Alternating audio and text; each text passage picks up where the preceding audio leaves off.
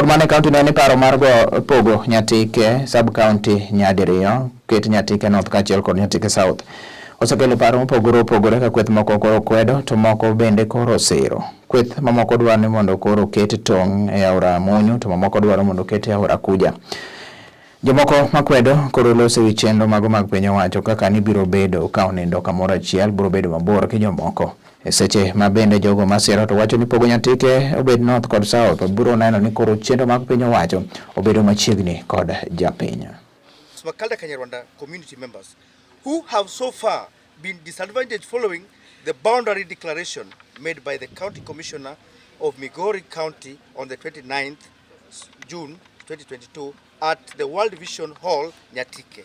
So, I'm repeating again and continuing that this issue was discussed on 5th November 2021 during the public participation deliberations on the same at Wathonger CDF Hall. River Kuja was unanimously declared to serve as the boundary for the two sub-counties, that is Nyatike North and Nyatike South, where the compass determined as North Kuja and South Kuja were simultaneously divided. Part of it is that Makalda Kanyarwanda community are being subdivided into three regions. One, Kakelo Kakoth is on the other side of North. Southeast is going to the other side of the North.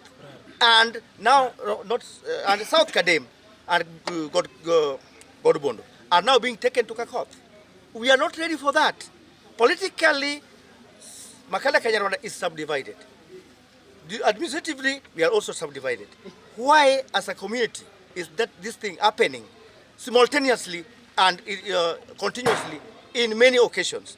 Therefore, we have declared that Nyatike should be subdivided into two sub-counties with River Kuja to give it its mandate. 9th, it was declared by our sub-county commissioner that the boundary should be along River Munyu, taking southeast yote to north, and therefore we want it to be at River Kuja. Here, why?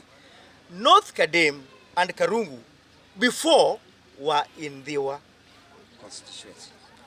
South Kadem and many other regions were in Migori. North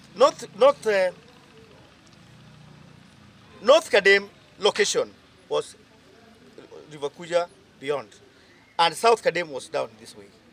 It has been administratively like that all over. The chief who was manning South Kadem is still alive, Ogutu. South Kadem before subdivision of Southeast was one location, and Northeast the same. North Kadem was the same, one location.